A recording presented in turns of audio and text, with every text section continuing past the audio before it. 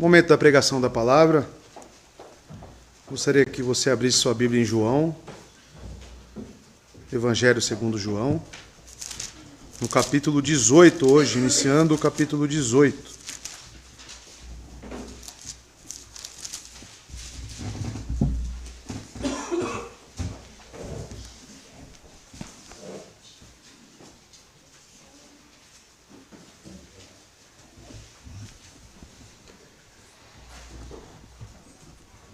A sessão, amados, que vamos expor aqui hoje é do verso 1 ao 9.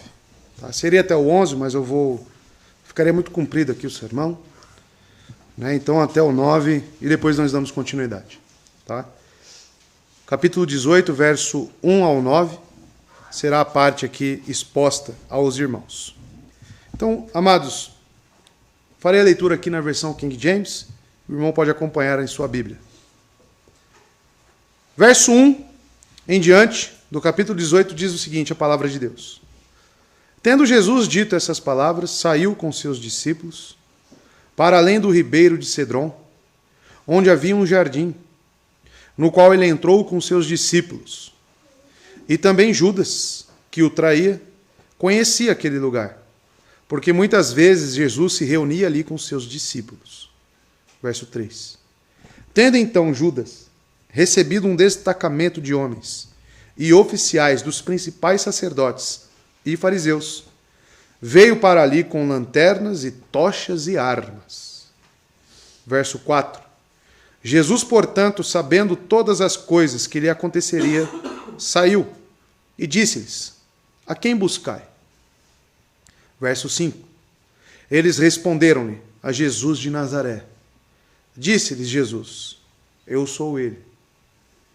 E Judas, que o traía, estava também com eles. Verso 6. Quando, pois, lhes disse, eu sou ele, eles recuaram e caíram no chão. Verso 7.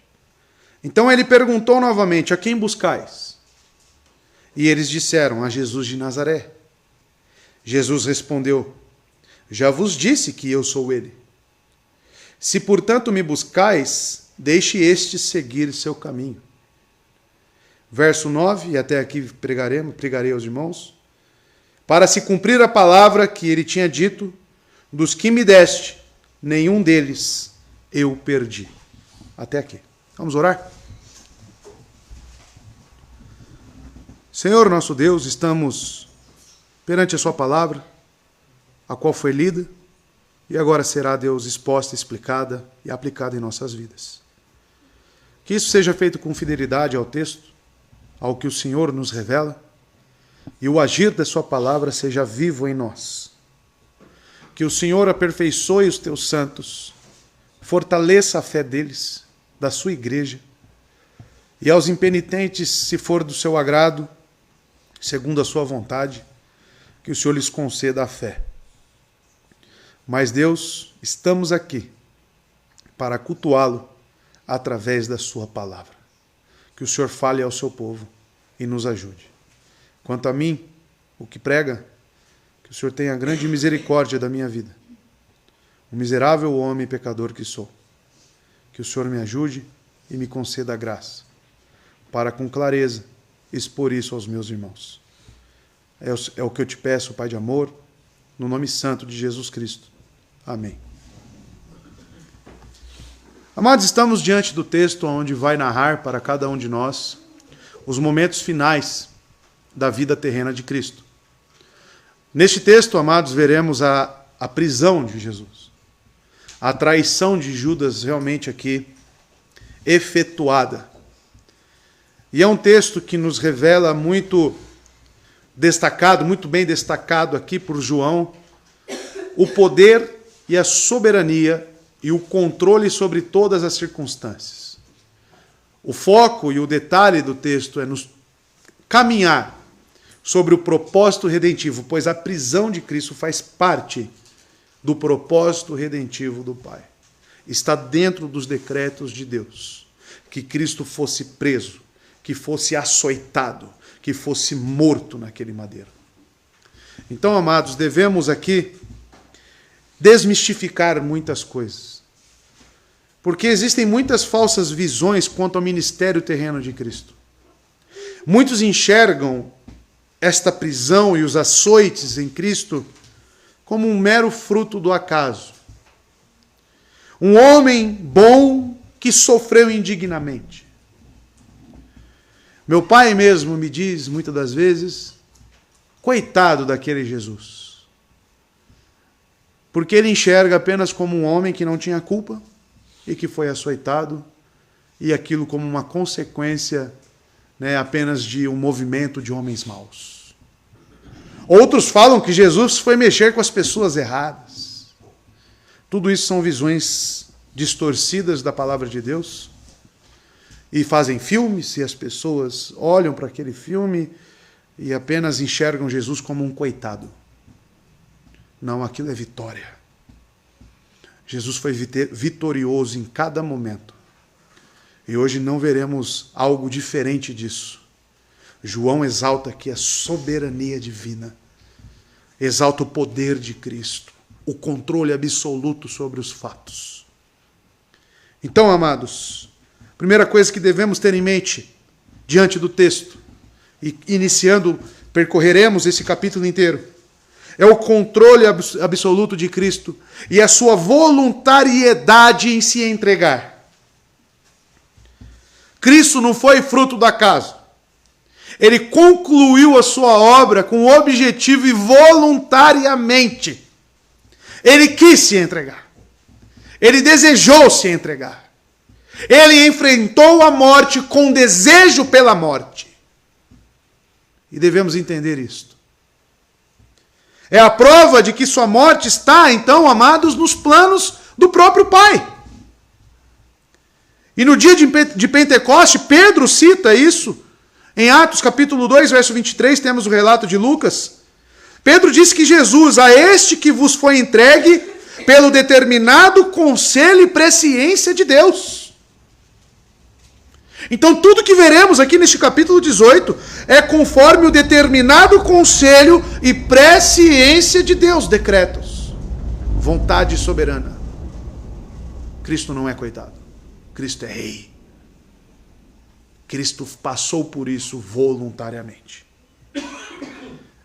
Então, amados, como Deus encarnado, Jesus estava sempre no controle absoluto de todos os acontecimentos de sua vida.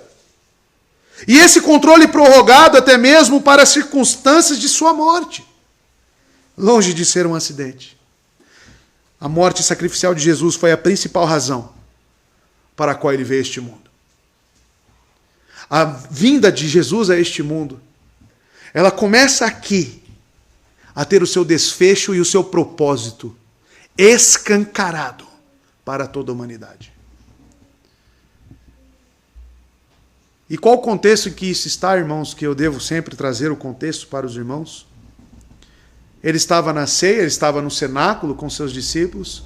Se os irmãos lembrarem da exposição do capítulo 13, onde ele lavou os pés dos discípulos, onde ele informou aos discípulos o que aconteceria com eles, também informou a vinda do Espírito Santo, que iria expor o pecado do mundo. Então é neste contexto que Jesus se encontra e agora sai dali, se retira. E aqui estamos caminhando para os finalmente da sua obra redentora. A morte, então, amados, está se aproximando a cada instante.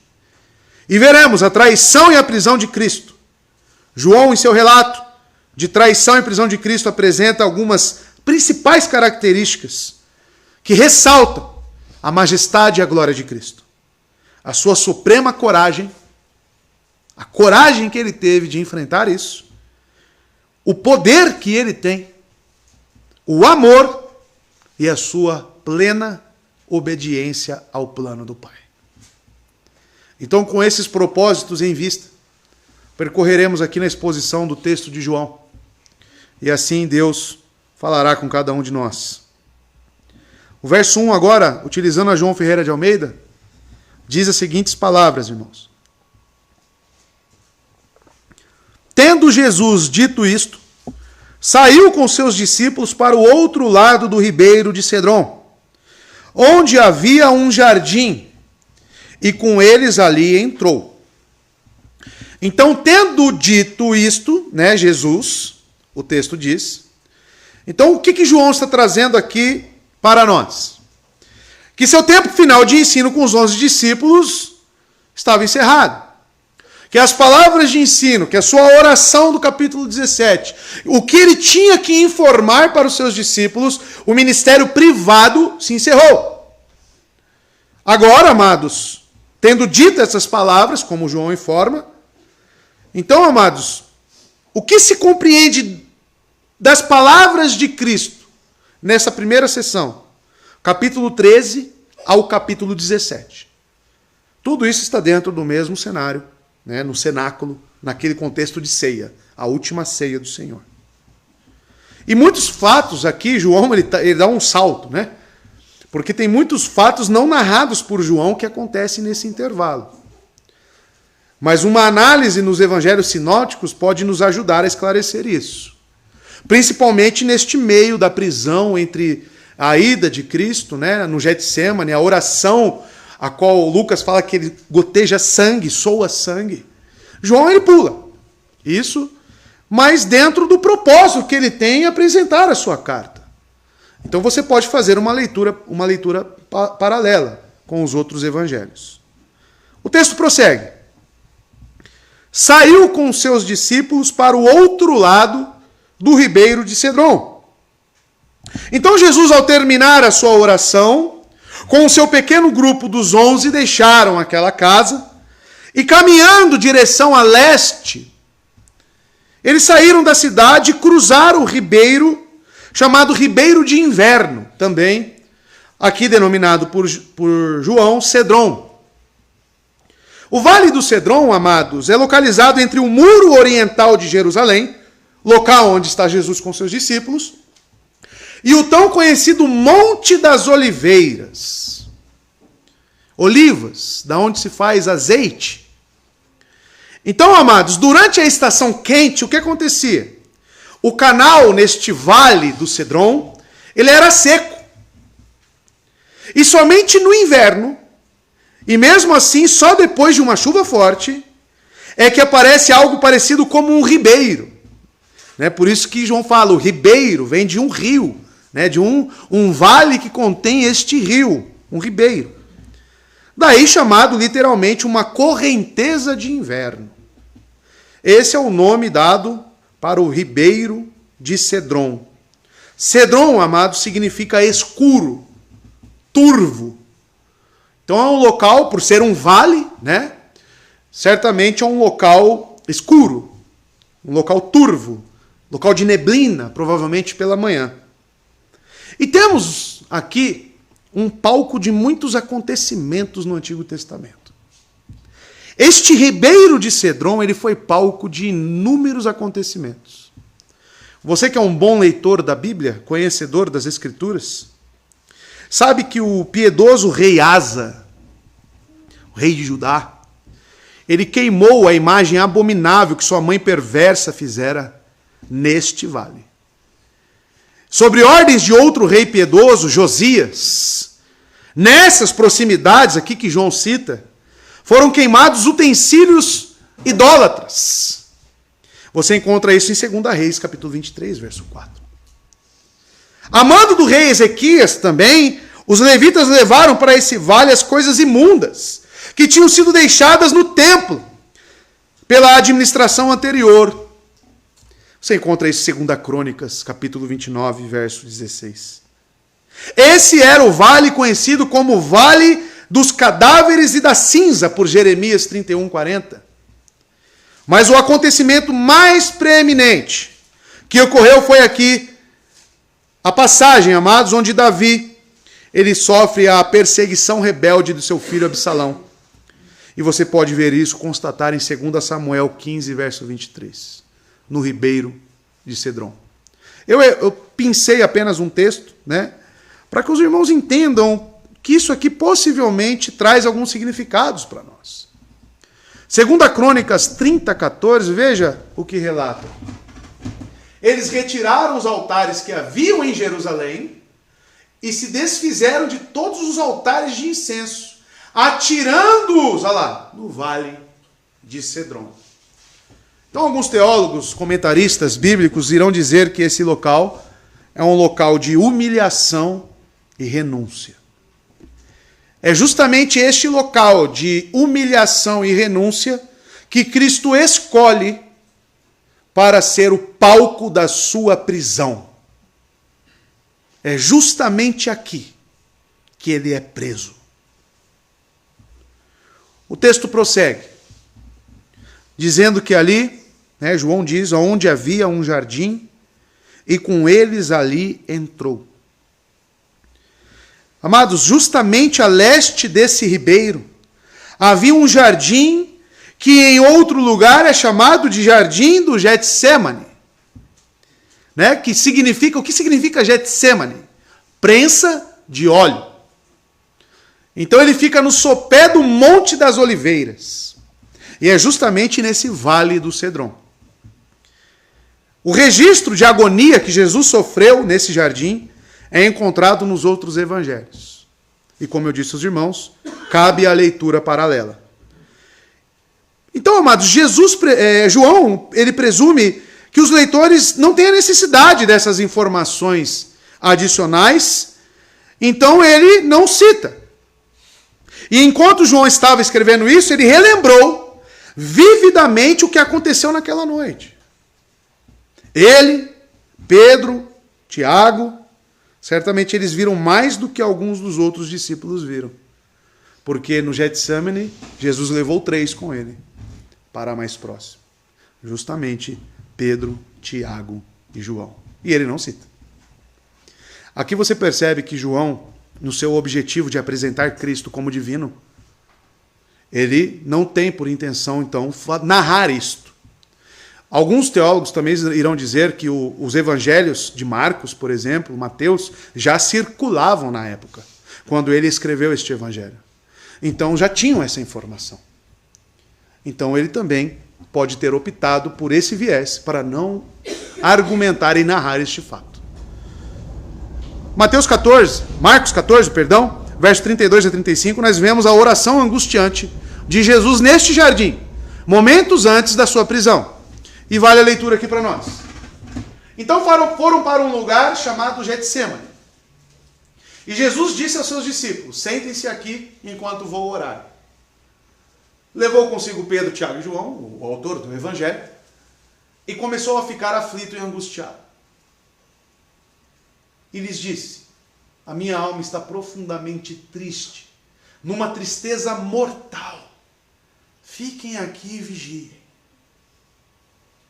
Indo um pouco mais adiante, prostrou-se e orava para que, se possível, fosse afastada dele aquela hora. E dizia, Abba, Pai, tudo te é possível, afasta de mim este cálice. Contudo, não seja o que eu quero, mas sim o que tu queres. Então, amados, aqui nós temos este relato angustiante de Cristo. E pode trazer conflito para muitas pessoas. Por que ele estava angustiado, sendo que o Senhor está falando que estava tudo sob o controle dele? Por que Cristo se encontrava atribulado nesse momento? Amados, conhecendo as doutrinas e os atributos de Deus, biblicamente falando, esse é um dos textos que, para mim, é um dos textos mais difíceis da Bíblia. Eu não consigo imaginar o que é receber a ira de Deus sobre seu corpo. Cristo não recebeu uma parcela da ira de Deus. Ele bebeu todo o cálice, até a última gota daquele cálice. Deus despejou sobre Cristo toda a sua ira quanto aos pecados deste mundo. A minha mente finita e limitada não consegue entender o que é passar por isso. Mas eu digo algo a vocês, meus irmãos. Cristo recebeu sobre si. E humanamente falando, conhecendo quem Deus é, sendo o próprio Deus, Cristo tinha propriedade de conhecimento do que é a ira do Senhor. Mas ao mesmo tempo que ele era divino, ele era homem. E Jesus se angustiou por saber disso. Para passar por isso, amados, ou ser até mesmo um mártir, só é possível com uma fé extremamente firme, sólida em Cristo Jesus. O próprio Cristo passar por isso, ele demonstra a sua divindade.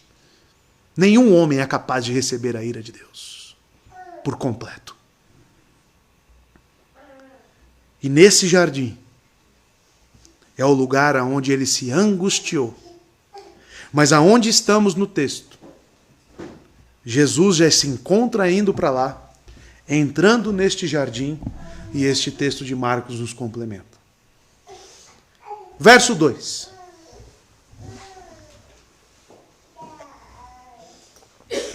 Ora, Judas, o que traía, também conhecia aquele lugar, porque muitas vezes Jesus se reunira ali com os discípulos. Ora, Judas, que o traía, também conhecia aquele lugar. Judas sabia disso. Ele próprio estivera ali, segundo João, naquele lugar. E era-lhe, portanto, muito fácil liderar um destacamento de soldados, um pelotão de guarda do templo até aquele lugar, pois já conhecido por ele. Nesse exato momento, Jesus estava a caminho. Judas, perdão, estava a caminho. O evangelista então retrata com cores vivas Judas que estava traindo. Ele insere essa figura repugnante. Ele insere Judas dentro dos planos de Deus como traidor. Ele acrescenta ainda que este traidor, ele conhecia bem o lugar onde Cristo estava. Amados, não somente Judas conhecia o lugar, mas também Jesus sabia e conhecia. O que me trouxe atenção nesse texto, e nós veremos, por exemplo, ponha para mim Lucas 21, 37, sobre este lugar que João narra, Lucas também narra. Olha só, Jesus passava o dia ensinando no templo em Jerusalém.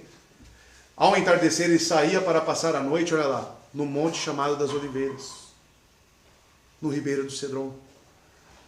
Ainda assim, Lucas 22, 39 agora, por favor. Como de costume, era um costume, um ato rotineiro, Jesus foi para o Monte das Oliveiras e os seus discípulos o seguiram, inclusive Judas. O que, amados, nós encontramos aqui na análise desse texto? De que esse lugar era um local de oração. Era um local de costume onde Jesus sentava com seus discípulos e ensinava a eles. Com muito amor, com muito afeto, muito cuidado. E Judas sempre presente. Ao ler esse texto, e assim também como outros textos que nos informam que o joio nasce com o trigo, nós sabemos que a igreja também é um palco de traição de muitos.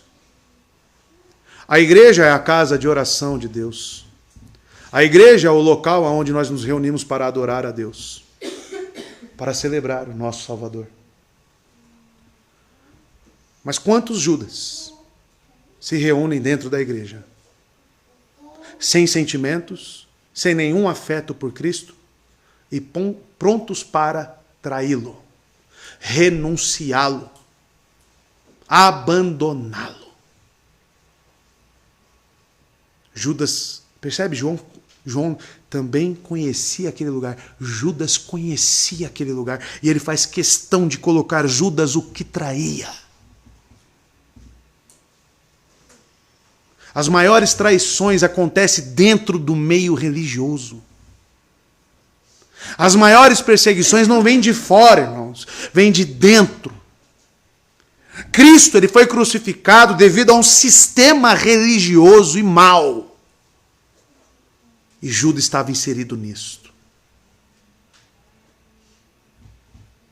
E aqui você vê e é destacada a voluntariedade da morte de Cristo. O que principalmente se deve considerar é a intenção do autor ao designar o lugar, pois seu objetivo era mostrar. Por que ele designa, ele narra aqui o local específico? Porque seu objetivo era mostrar que Cristo caminhava para a morte voluntariamente.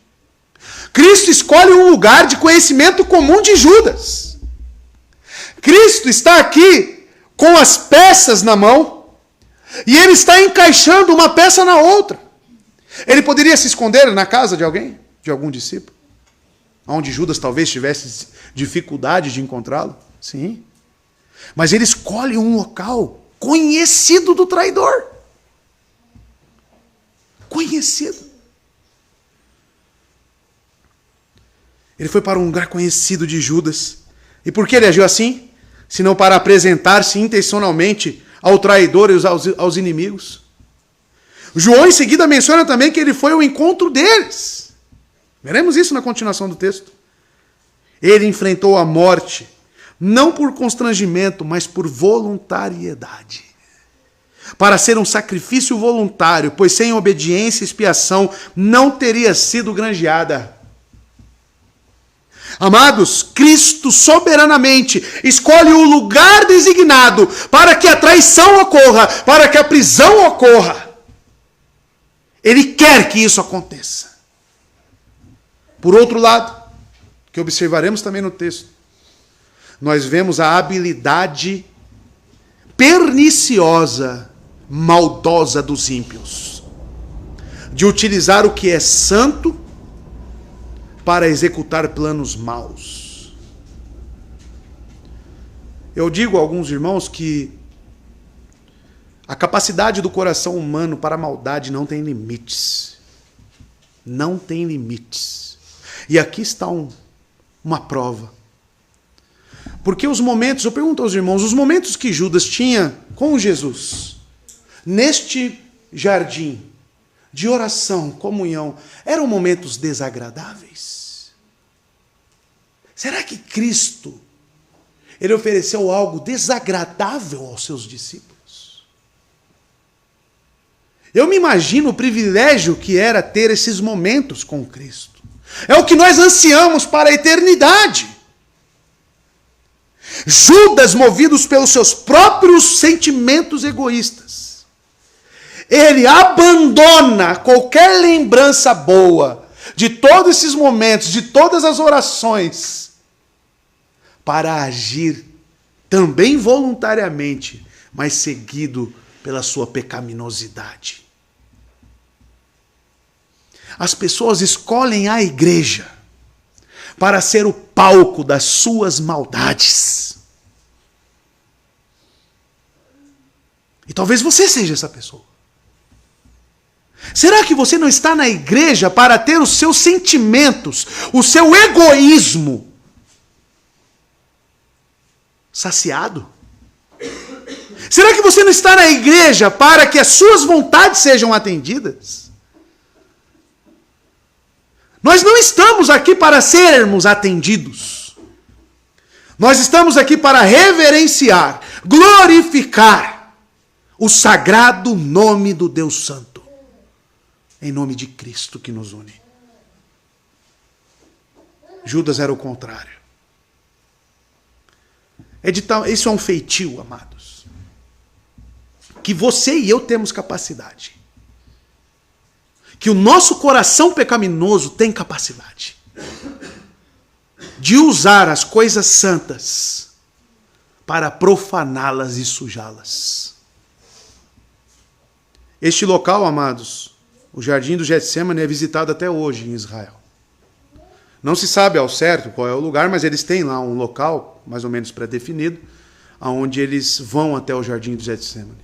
Tem lá as oliveiras ainda, se você pesquisar na internet, você vê lá as oliveiras, né, e este monte aí. O Saião vai lá, né, constantemente. E o texto continua. Porque, João diz, muitas vezes Jesus se reunia ali com seus discípulos, com base nos textos também de Lucas, que eu passei para os irmãos. O que me chama a atenção é esse reunia que João acrescenta aqui. Ele vem do grego, é um verbo de Um verbo grego que significa estar reunidos, convocar, juntos. A palavra grega para reunidos aqui que João aplica é sínago. É da mesma etimologia de sinagogas. Igreja. Ou seja, neste local onde ele se reunia era uma pequena igreja. Um pequeno lugar de reunião. Olha o palco de Judas. Olha o palco da traição. Olha o palco da prisão voluntária de Cristo. Porque na igreja também é o local onde os santos se reúnem em nome do Cordeiro de Deus. Verso 3, amados. Tendo, pois, Judas tomado a corte e uns guardas da parte dos principais sacerdotes e fariseus, chegou ali com lanternas, archotes e armas. Tendo, pois, Judas tomado a corte. Eu, quando me deparei com esse texto, eu precisei pesquisar, amados, o que significa essa corte? O que é isto? E o que me ajuda muitas das vezes nessa cultura judaica da época de Cristo é os escritos do historiador Flávio Joséfo. Flávio Joséfo é um historiador do primeiro século e ele conhece os detalhes das sinagogas, dos fariseus. Então recomendo para os irmãos, inclusive, a história dos judeus. Né, que os irmãos leiam isso, vai trazer muita propriedade na sua leitura bíblica dos evangelhos. Essa corte, amados, segundo as pesquisas históricas, ela reunia soldados de 600 soldados a 1.000 soldados.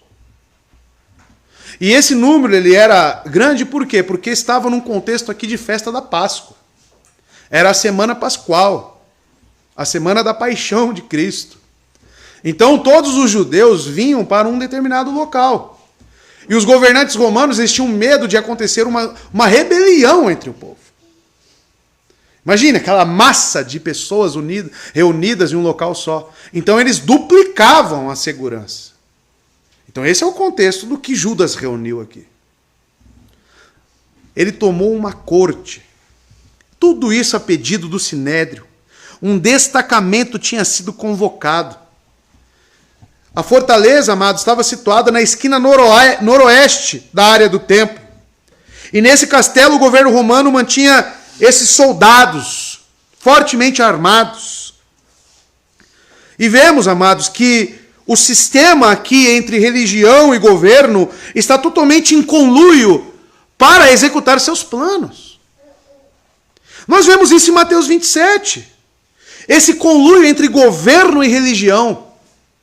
Porque o sinédrio aqui está totalmente embasado com o governante do local. Mateus 27 nos narra isso, olha só. No dia seguinte, isto é, no sábado, os chefes dos sacerdotes e os fariseus dirigiram-se a Pilatos. Para quê? E disseram, Senhor, lembramos que enquanto ainda estava vivo, aquele impostor, se referindo a Cristo, disse, depois de 3 dias ressuscitarei. Ordena, pois, que o sepulcro dele seja guardado até o 3º dia. Então vocês percebem que todos os planos dos religiosos da época, os fariseus, estavam em comum acordo com o governante Pilatos. Aqui eu destaco. Muitas coisas na Bíblia são dúvidas para muitos. Muitos têm dúvida do que é o anticristo. Qual é a figura do anticristo que se levantará contra a igreja? Eu não tenho dúvida nenhuma. E eu digo isso aos irmãos, de que o sistema que será levantado contra a igreja é um sistema neste modelo, de religião juntamente com um poder político. Esteja certo disso. Esteja certo disso. Será de uma única vontade, perseguir a igreja e matar os eleitos de Deus.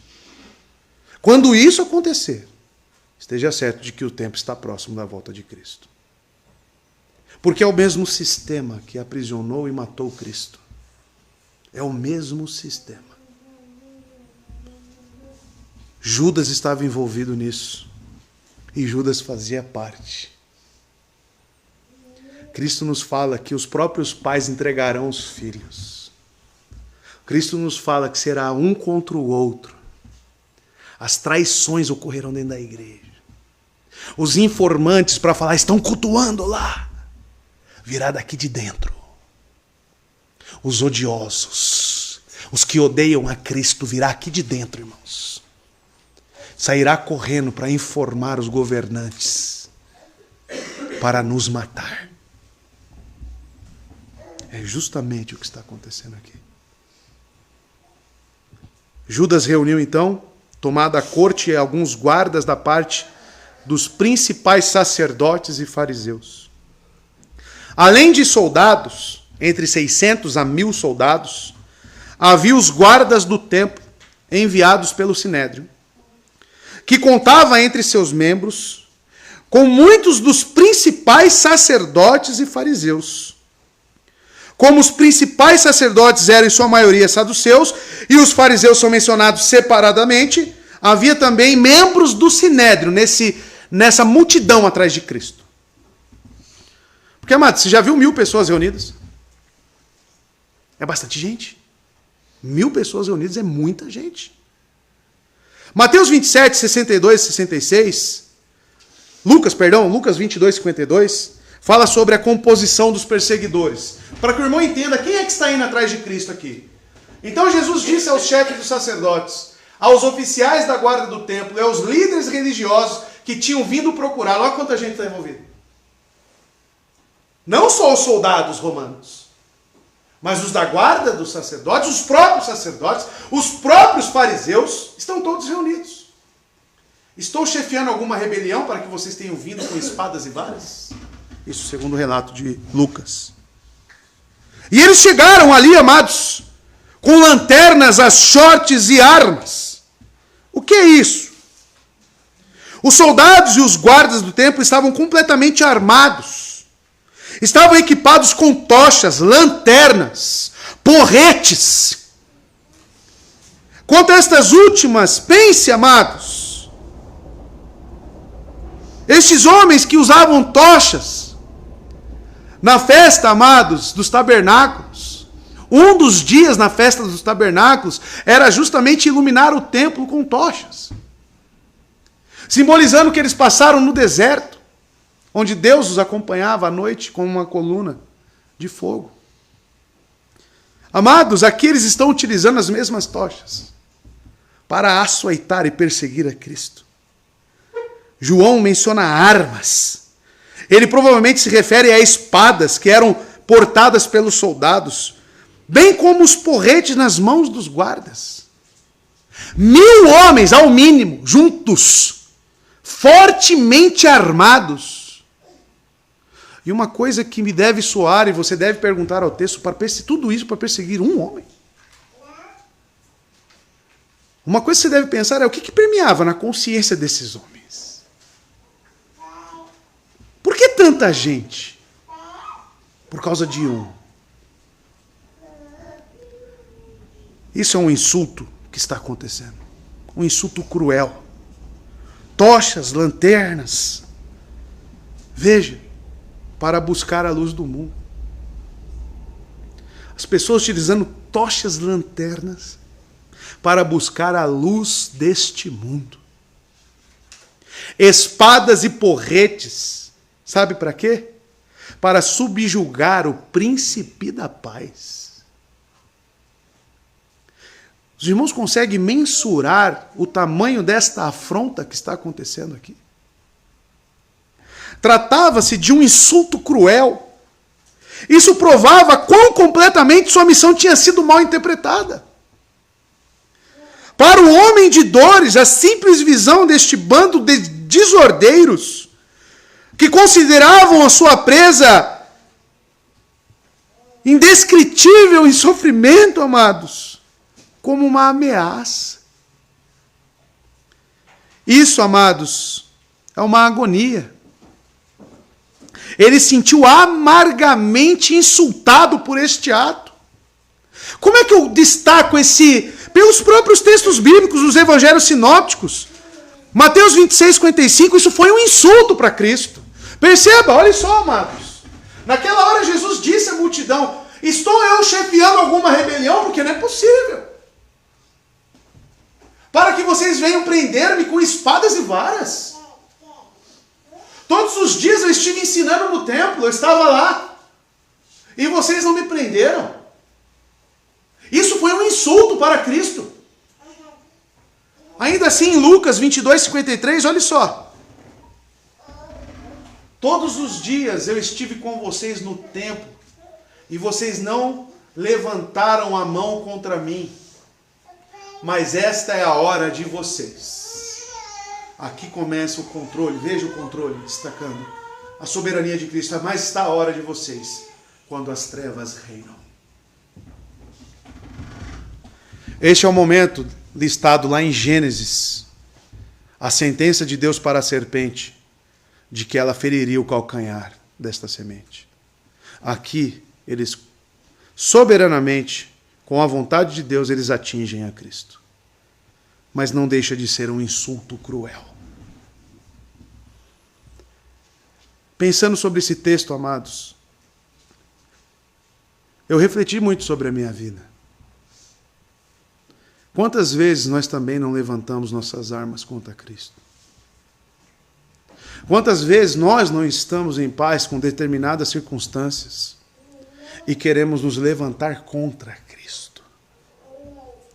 Eu falei isso de manhã também. Quando não aceitamos as circunstâncias amargas desta vida e nos viramos contra Deus e falamos que Ele está errado, que Ele não sabe o que está fazendo, como se você quisesse ter o controle de todos os fatos sobre as suas mãos. A grande verdade é que nós queremos ser deuses. Nós levantamos também armas contra Cristo. Orações com barganha. Eu sou isso, eu faço isso para o Senhor, e como o Senhor permite este fato? Questionando, se levantando contra. Tudo isso são atos insultuosos a Cristo. Insultamos a Cristo desta maneira.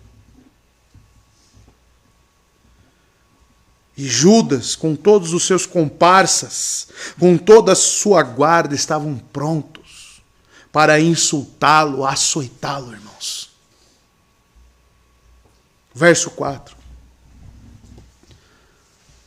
Sabendo, pois, Jesus tudo o que lhe havia de suceder, adiantou-se e perguntou-lhes: a quem buscais? Perceba, amados, como João narra isso.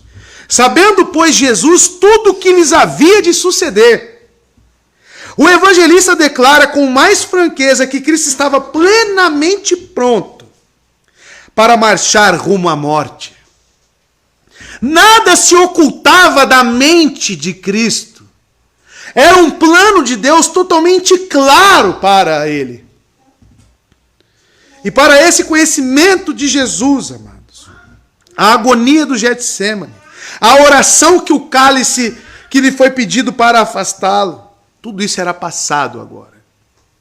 Agora não restava a não ser uma resolução calma, uma majestade sublime em fazer a vontade do Pai.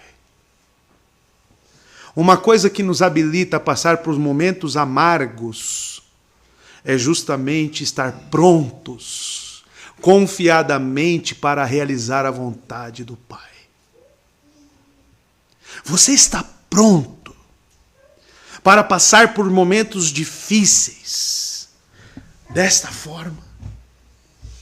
Confiando. A oração de Cristo é categórica no Getsêmani. Que seja feita a tua vontade, não a minha. Como eu disse, isso é um momento passado. Agora Cristo está como? Totalmente submisso. Ele entendeu que não era para escapar deste momento que ele veio a este mundo. Ele sabia disso. Mesmo compartilhando de sentimentos humanos, ele entende isso e ele caminha agora com calma. João é muito claro quando escreve isso. Jesus, sabendo, pois, Jesus tudo o que lhe havia de suceder. Isso, amados, é um fato para nós cristãos que devemos estar prontos também. Eu tenho muitos planos na minha vida. Planos no meu coração, coisas que eu desejo, que eu planejei. Muitas delas não aconteceram. Eu fiquei revoltado. Muitas delas eu não sei se vai acontecer. E certamente, como o próprio Cristo nos informa, neste mundo tereis aflições. Tem muitos dessabores ainda nesta vida. Mas uma coisa que o texto me ensina a olhar para Cristo é permanecer com o objetivo em fazer a vontade de Deus. Eu sempre digo aos pais, se você é pai, você já recebeu um objetivo. Seu objetivo é criar bem o seu filho. Criar ele no caminho do Senhor. Ensiná-lo a temer a Deus. Se você fizer bem isso, você pode morrer. Você receberá uma grande atribuição.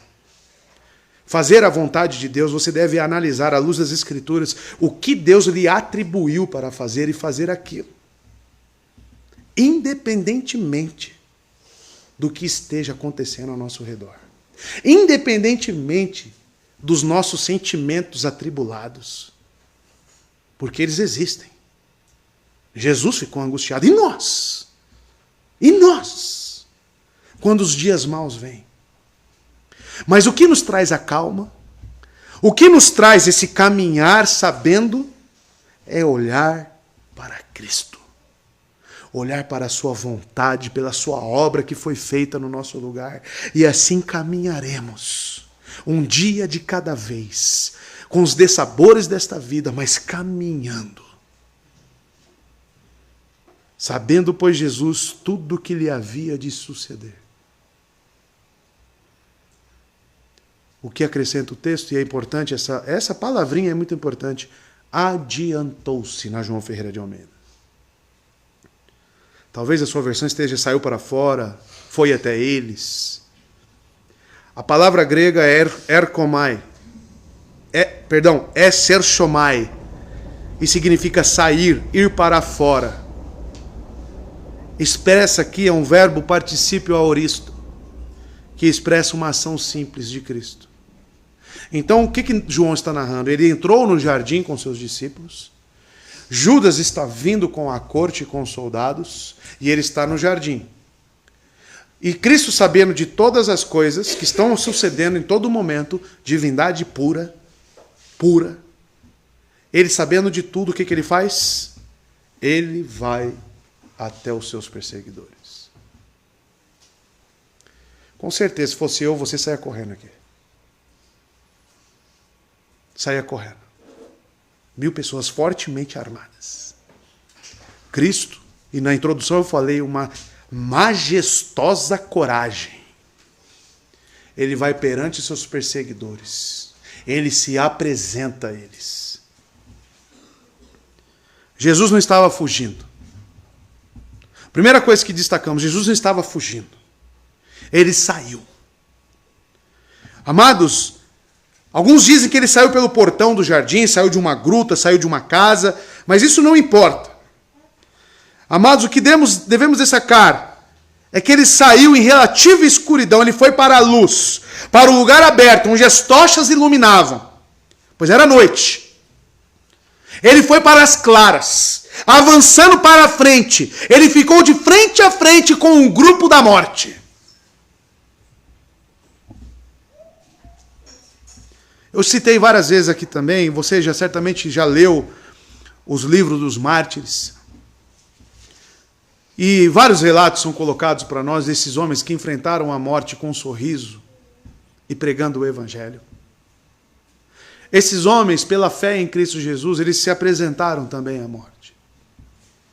O próprio Lutero se apresentou à corte também. E falou, eu não abro mão daquilo que Deus me entregou. Eu não abro mão da minha fé. Ele estava pronto para morrer. Amados, a fé firme, confiante, ela apresenta essas características. De não correr, de não retroceder, mas sim de avançar. Nós não somos, diz o autor de Hebreus, dos que retrocedem. Nós não somos daqueles que voltam para trás. Nós somos daqueles que avançam. Cristo é daqueles que avançam. Ele se adianta. Ele não está fugindo, ele está cumprindo. Ele adentrou o jardim não com o propósito de buscar um lugar de refúgio. Não. Ele foi para um lugar onde ele sabia que ele seria encontrado. Mas para que tivesse melhor oportunidade, amados, também de orar. Porque aquele lugar era um lugar de oração.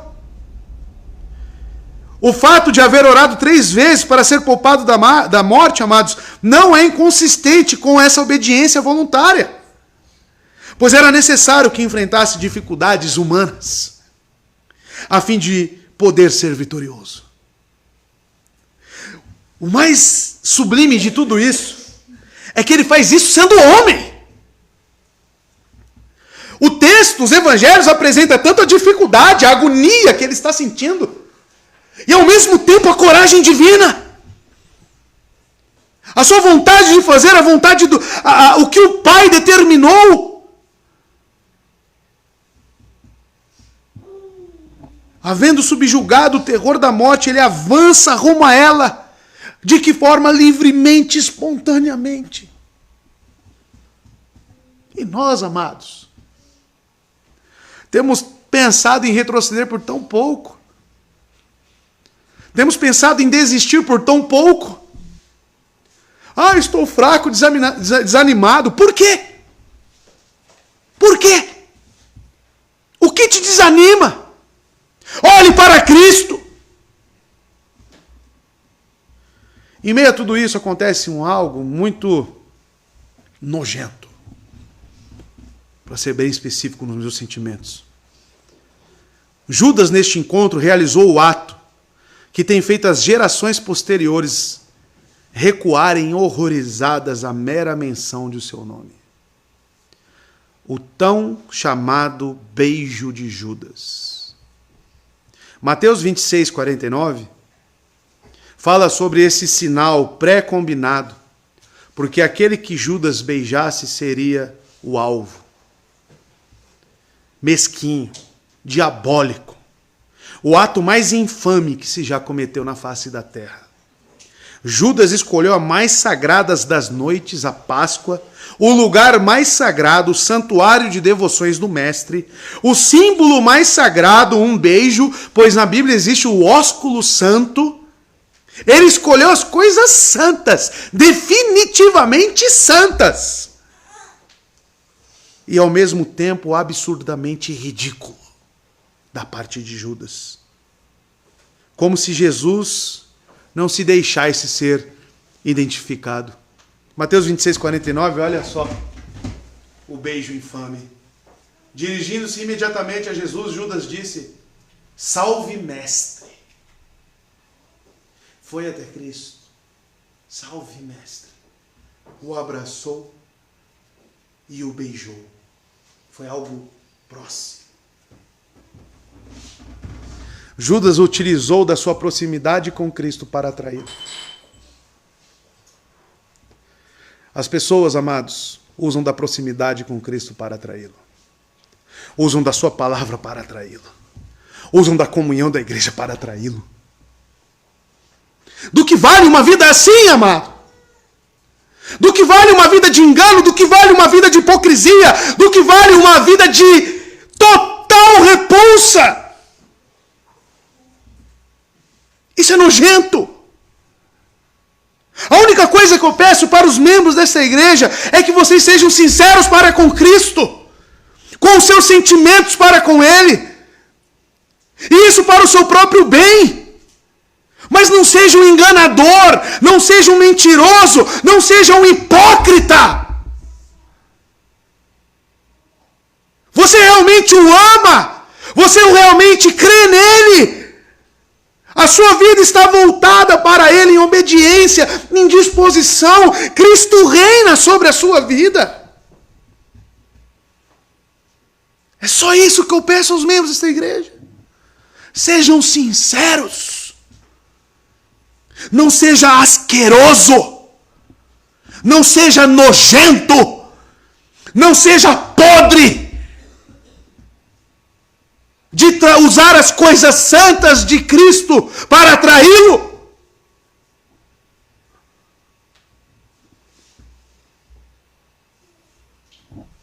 Cristo então se adiantou e perguntou: a quem buscais? Tendo concluído esse interlúdio com Judas, Jesus perguntou àquele grupo, e particularmente ao seu líder, Judas: a quem vocês estão procurando?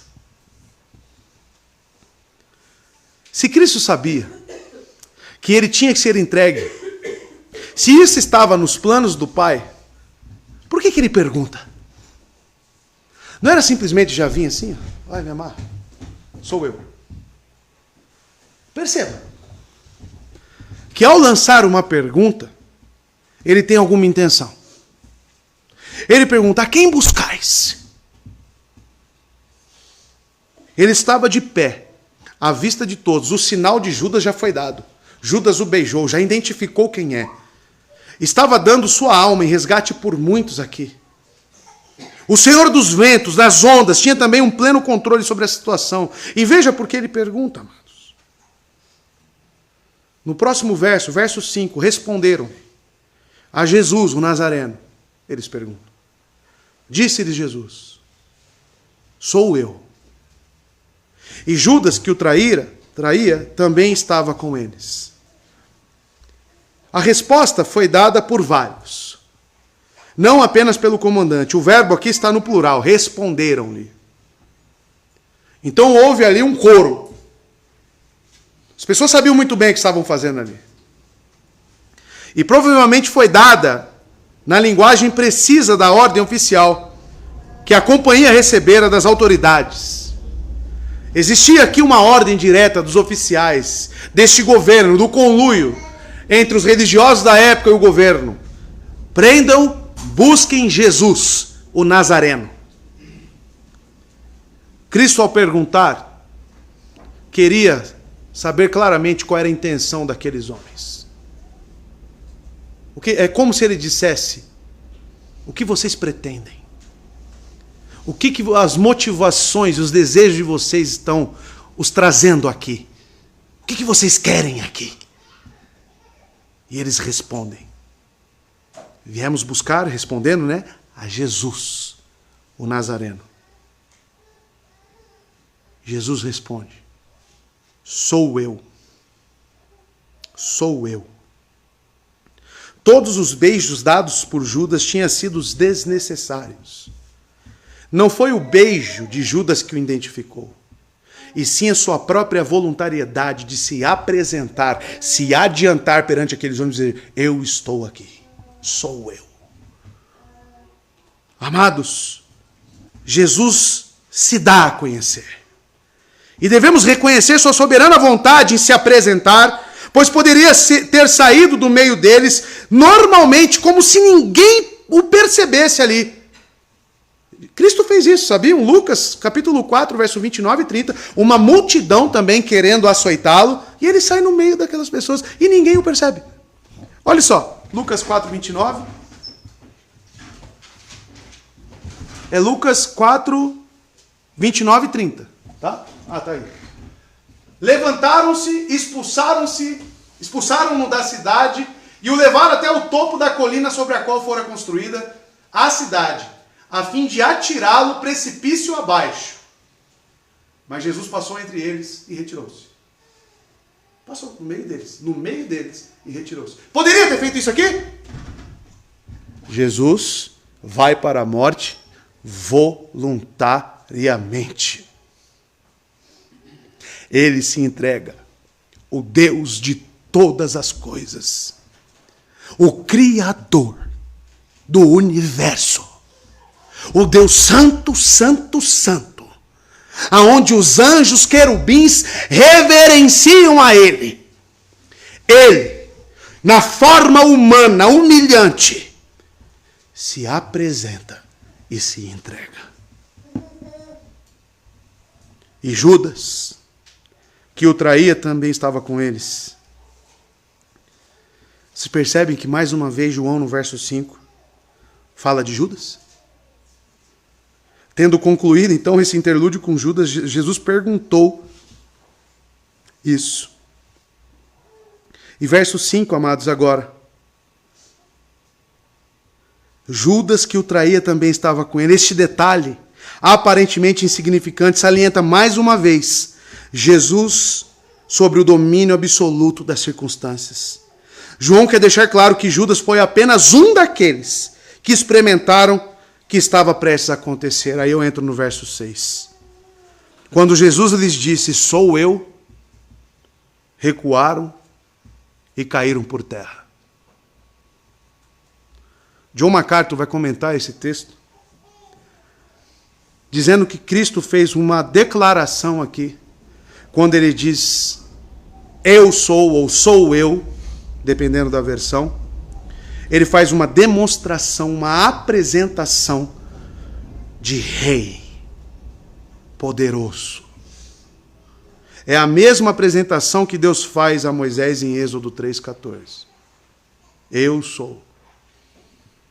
MacArthur diz, amados, que Jesus foi reivindicando para si o nome de Deus. Que espetáculo se apresenta nesse momento. Pausadamente, ao responder, ser aquele a quem buscavam. O que acontece aqui não é uma simples apresentação como dizer, oi, prazer, eu sou o André. Aqui ele está se apresentando como o Deus do universo. Eu sou. E o que acontece após isso? Recuaram e caíram por terra. Subitamente caíram. Cadê o ímpeto? Cadê o ódio? Cadê a vontade de matá-lo? Cadê? O simples eu sou caiu, fez cair essas pessoas. As palavras de Jesus, eu sou ele. Os que vieram prendê-lo, como perdem o chão debaixo de seus pés. Eles recuam, eles caem por terra. O inesperado no comportamento de Cristo, o fato de que, por sua própria iniciativa, ele tenha se adiantado. A maneira como havia tomado toda a situação nas próprias mãos. A majestade de sua voz ao olhar em seus olhos. Tudo isso teria ajudado a produzir o efeito que aqui está retratado, irmãos. Não obstante, esses fatores não podem explicar isso. Aqui está outro sinal. Aqui está o próprio Cristo Jesus, o Rei, aquele que governa todas as coisas, aquele que sustenta tudo e a todos com o poder da sua palavra. Ele olha nos olhos desses homens e diz, eu sou. E esses homens não aguentam. Que prova. Jesus está provando para esses homens que ele é o Filho de Deus. Jesus está provando que ele é rei, que ele é poderoso. Uma demonstração do poder de um rei absoluto. Tudo que Jesus tinha de fazer era falar seu nome. Contudo, como se fossem golpeados por uma violenta tempestade, ou melhor, por um raio. É como se um raio caísse ali. Eles caem prostrados em terra. Amados, não há nele carência de poder que porventura impeça suas mãos. Caso ele o quisesse, ele poderia aniquilar aqueles homens. Mas seu desejo era obedecer a seu pai, por cujo decreto ele sabia muito bem que estava destinado a morrer. Um homem que detém tal poder, irmãos, o próprio Cristo, se sujeitar a isso, a obra redentiva, amados, é outra coisa. O Deus eterno, soberano, habitar neste corpo já é difícil de se entender. Passar por tamanha humilhação já é difícil de se entender, porque em nossos corações possuem orgulho, então nós somos limitados em entender a própria voluntariedade e a humilhação de Cristo. Mas olha só o que ele está passando. Podemos inferir deste fato, o que esse fato nos faz pensar, amados? Quão terrível e alarmante para os ímpios, para os que não creem, para os que descartam a palavra, para os que não seguem a Cristo. Quão terrível e alarmante será quando Cristo voltar no trono branco para julgar esta terra. Não será mais na forma humilhada que ele voltará. Será em sua forma glorificada. E o trono que ele virá, segundo a visão de João em Apocalipse, o seu relato, é no trono da ira. Ele não fará apenas cair. Ele irá destroçar todos aqueles que o rejeitam. Se você não crê em Cristo e permanecer desta forma, eu te digo algo: Cristo irá te destroçar. Ele irá te aniquilar com todo o seu poder. A visão de Apocalipse, a leitura de Apocalipse, ela é medonha. Terrível. Porque é o julgamento de Cristo para aqueles que o rejeitam. Aqui é só uma demonstração de quem ele é. O trono da ira do Cordeiro virá a este mundo para julgá-lo. Amados, naquele momento ele não passava de um cordeiro pronto para o sacrifício. Sua majestade, no que diz respeito à sua aparência, estava totalmente ofuscada. Isaías diz isso. Não havia beleza nele. Ele era um cordeiro. No entanto, quando pronuncia uma só palavra, seus inimigos armados, corajosos, cheios de ímpeto, desabam. Será que você pode ter uma pequena parcelinha do que será naquele grande dia? Dá para você imaginar? Ele não será mais um cordeiro para vir para a morte voluntariamente, com uma aparência fraca. Ele virá com todo o seu poder e glória. Creia e viva, irmão. Creia em Cristo.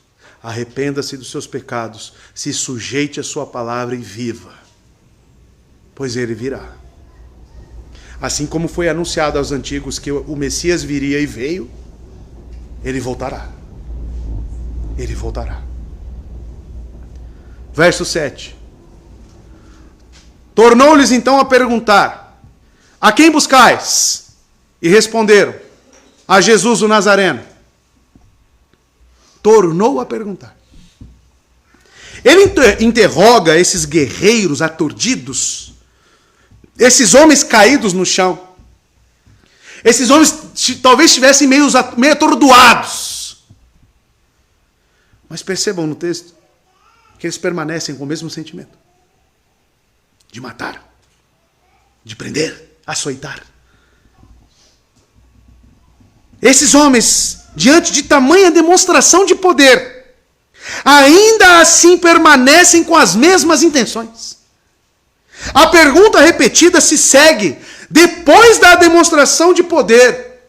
E ela soa como? Olha o que soa essa pergunta repetida de Cristo. É este mesmo que vocês querem prender? É o Filho de Deus que vocês realmente querem crucificar? Cristo demonstra mais uma vez que ele não é um homem qualquer. Ele é o Filho de Deus enviado a este mundo. Cristo, nas suas devidas proporções, mais uma vez, em seu caráter misericordioso, está demonstrando para esses homens que eles estão errados, para que eles se arrependam e não façam esse insulto. Cristo, ao ler esse texto, eu vejo que ele não tinha obrigação nenhuma de demonstrar esse poder nesse momento. Mas ele demonstra e pergunta duas vezes para as pessoas: a quem vocês vieram buscar? Uma antes da demonstração, porque ele já tinha dado imensas demonstrações, multiplicação de pães e peixes, parar uma tempestade, enfim, várias expulsões de demônios dentro das sinagogas. Quantas demonstrações de poder. Não, essas pessoas, amados, as pessoas que rejeitam a Cristo, não é por falta de evidência. As pessoas realmente, deliberadamente, odeiam a Cristo com o seu ser. Aí você pode, não, eu não odeio Cristo, mas a sua vida é uma afronta a Ele. Você vive como se Ele não existisse. Você anula o que Ele diz. Você anula o que Ele quer. E você vive como você, então você é uma afronta. Você o rejeita. Você o odeia.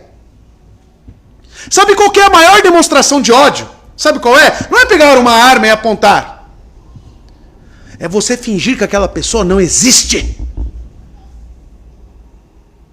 É você passar por aquela pessoa necessitada e você tratá-la como se fosse uma presença vã. É a maior demonstração de ódio que existe. A pessoa ali inteirinha do seu lado e você a trata como fosse um fantasma. Como se fosse um holograma. Você anula a existência. Será que você não odeia Cristo? Será que você até sabe, eu sei que em Jesus, ele veio e tal, que legal. Coitado de Jesus. Talvez você seja um desses. Que olha para Cristo e o descarta. Pode continuar assim. Mas saiba que Ele te descartará também. E coisa terrível é cair nas mãos deste Deus. Coisa terrível é cair nas mãos deste Deus que é fogo consumidor. Esses homens responderam de novo. A quem buscai? E responderam, a Jesus o Nazareno. Observe o notável contraste. O comportamento mais digno da parte deles foi seguido pela pergunta muito digna da parte dele. A pergunta foi a mesma de antes e a resposta também foi a mesma. Nada mudou. Mas agora Jesus chega ao ponto que queria. Tendo-os compelido a repetir 2 vezes a ordem deles, ele, por meio do som da própria voz deles e pelo conteúdo da resposta deles, são responsabilizados pelos seus atos. Sabe o que acontecerá no dia do juízo? Você será julgado segundo as suas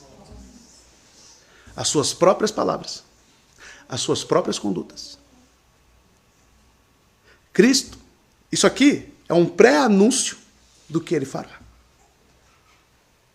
Aí você vai falar assim, não é eu que estou falando. Não, é as suas palavras.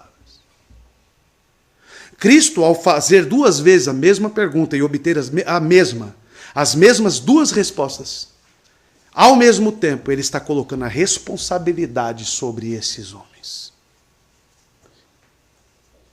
Que em um ato de impenitência cruel, rejeitam este que os fez o cair pelo chão. Mas aí fala, mas ele não me deu a fé. Mas é só os eleitos. Mas não sei o quê. A rejeição é sua, não é dele. Se eu tenho dúvida da minha fé e eu sei aonde buscar isso, e eu sei que o caminho que eu estou vivendo é um caminho de destruição, eu vou colocar na conta da eleição? A responsabilidade é sua. A responsabilidade é sua de rejeitá-lo. Se eu sei aonde encontrar a palavra, se eu sei aonde eu posso, porventura, segundo a vontade de Deus, receber a fé, onde eu estarei? Sabendo de tudo isso? Nos pés da cruz. Aonde Ele está, onde o povo de Deus está. Mesmo que eu seja alguém rejeitado por Deus, mas eu estarei ali, ouvindo. Não vou desistir. Mas o que as pessoas fazem? As pessoas odeiam a Cristo, irmãos. Odeiam porque quer. Na verdade, essas pessoas querem um Cristo moldado às suas vontades. Eles querem um Cristo totalmente guiado por eles. Como esses homens queriam. Não ensine mais no templo. Não fale mais sobre isso.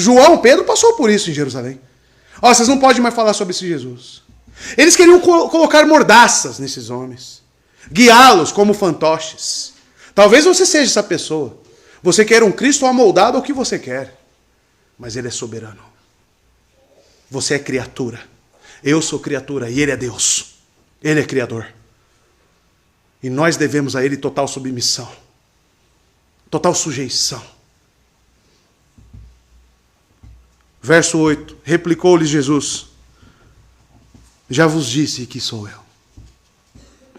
Foco no já vos disse.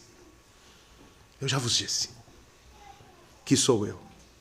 Se, pois, é a mim que buscais, deixai ir estes, os discípulos. Vejam, amados, essas palavras muito semelhantes ao que ele disse a Judas, no capítulo 13, verso 27. Já vos disse que sou eu. Isso é muito semelhante ao que ele disse a Judas, naquele contexto de ceia, onde ele anuncia que teria um traidor ali. Ele diz no verso 27, olha o que ele diz a Judas. Após o bocado, entrou nele Satanás, então disse Jesus, o que tu fazes, faze-os depressa. O que você tem para fazer, faz logo. Já vos disse que sou eu. Como se soasse dessa forma. É eu que vocês estão buscando? Então me leve logo. É isso que vocês querem? 2 vezes reiterada? Então me leve logo. O Pai concedeu a vocês esse poder. Vá, fira-me o calcanhar. Fira-me, porque a minha vitória está prestes a acontecer naquela cruz. Vá. Mas mal sabem esses homens que o sangue dele, de todos os profetas que anunciaram Cristo, recairiam sobre eles e recairá sobre você que rejeita Cristo. O sangue de Cristo, para quem o rejeita, para quem o anula, cairá sobre você. Esteja certo disso. Você será culpado do sangue de Cristo por rejeitá-lo, por estar unido aos perseguidores. Ah, mas eu não persigo ninguém. Mas você o odeia com a sua vida. Se, pois, é a mim que buscai, deixeis ir estes. E aqui nós vemos. Jesus, amados, é muito belo o Evangelho. Porque mesmo numa situação drástica dessa, no momento onde os sentimentos dele, naquela oração do Getsêmani, já foi esboçada, ele não deixa de se preocupar com aqueles que são seus.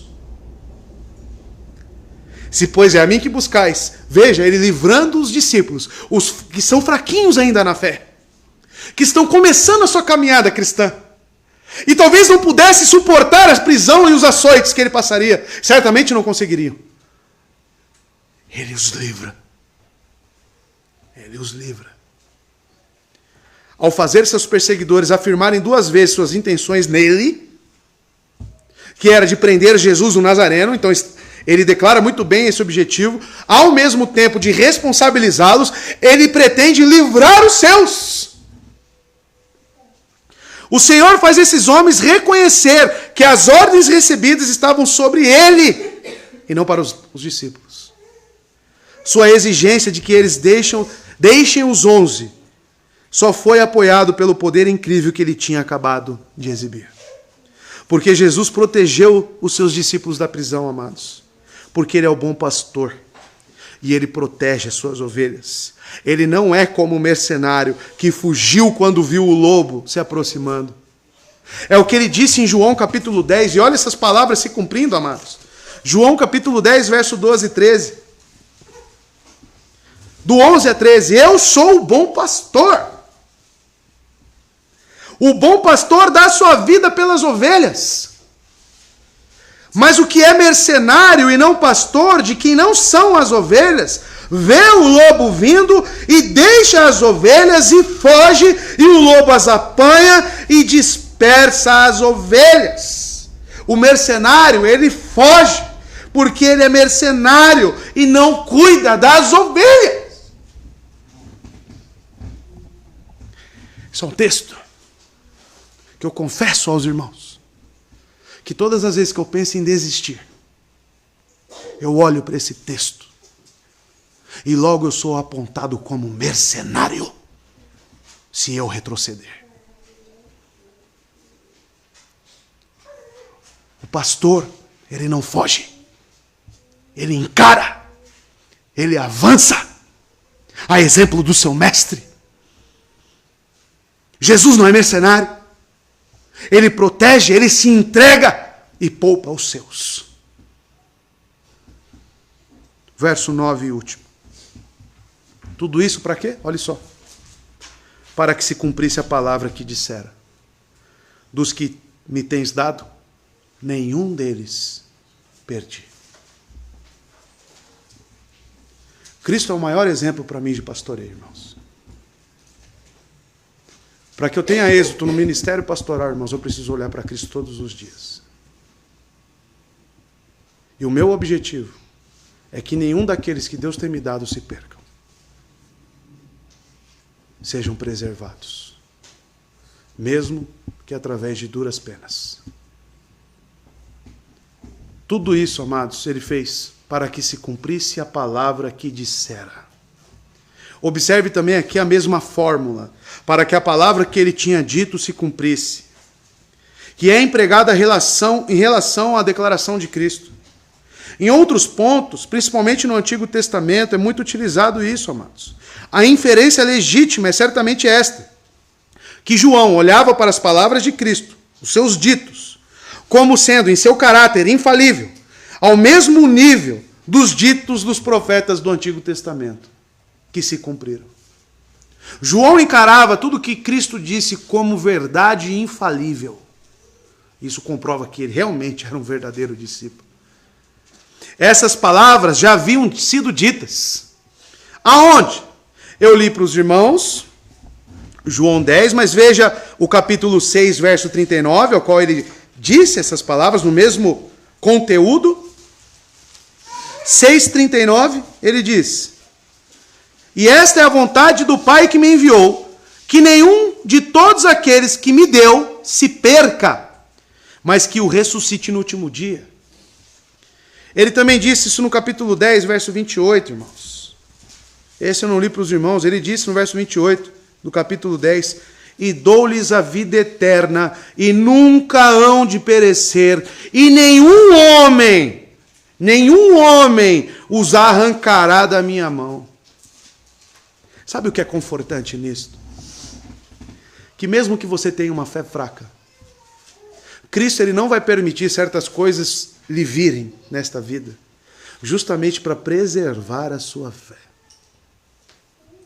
O cuidado de Cristo ele é tão refinado, zeloso, que ele não dá um fardo além daquilo que podemos suportar. Sabe por que ele faz isso? Porque ele nos ama, nos conhece. Ele é o bom pastor. Aqui está a essência da perseverança dos santos, o cuidado infalível deste mestre. Dos que me tens dado, nenhum deles perdi. Isso não é um cuidado meramente físico, irmãos. A única resposta que satisfaz é realmente a que Calvino e Lutero juntos deu. Ela se resume assim: se os discípulos nesse momento fossem presos pelos soldados e guardas do templo, isso teria sido um teste severo demais para a fé que eles tinham naquele momento. Eles não estavam prontos para essa prova extrema, essa tortura. Jesus sabia disso. Tanto que ele disse, né? Tenho muitas coisas para vos dizer, lá no capítulo 16, verso 12, eu ainda tenho muitas coisas a vos dizer, mas vós não podeis suportar agora. Jesus conhecia, então? Jesus sabia plenamente. Eles não estavam prontos para essa prova, para essa tortura. Jesus sabia disso. Por isso ele toma providências para que não sejam presos. E por que é confortante? Repito. Porque isso se trata também de nós que cremos nele. Deus nos preserva, irmãos. Deus não vai te colocar em situações, você que crê verdadeiramente, em situações que você seja totalmente banido. Ele vai preservar. Diferentemente dos ímpios que o rejeitam. O que ele faz com os ímpios? Os entrega aos seus próprios desejos. E eles vão embora. E dizem que estão bem. E dizem que vivem bem. Mas estão de mal a pior. Isso comprova para nós que a fé é infalível. Por que a fé é infalível? Por que a salvação não se perde? Por causa dos nossos méritos?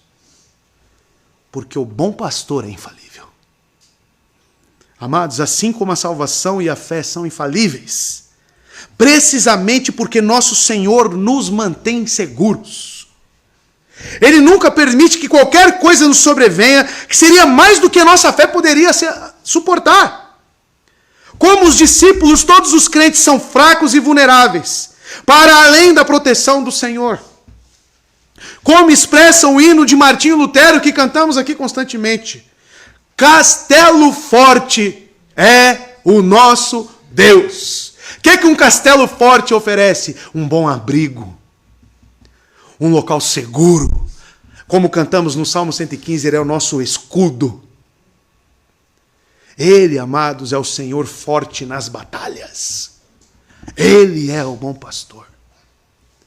E cremos nisto e vivemos por isto.